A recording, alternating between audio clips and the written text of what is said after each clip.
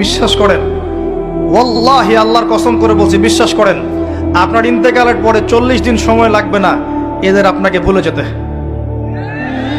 ওয়াল্লাহি আল্লাহর কসম করে বলছি, এই মানুষগুলোর কেউই আপনার প্রকৃত অর্থে আপন নন। আপনার অবস্থানকে তারা ভালোবাসে, আপনাকে তারা ভালোবাসে না। আপনাকে শুধু আপনার রব আল্লাহ ভালোবাসেন। আপনি তার উপর তাওয়াক্কুল করে হারাম ছেড়ে দেন, আপনাকে আল্লাহ বেহিসাব রিজিক দেবে ইনশাআল্লাহ তাআলা।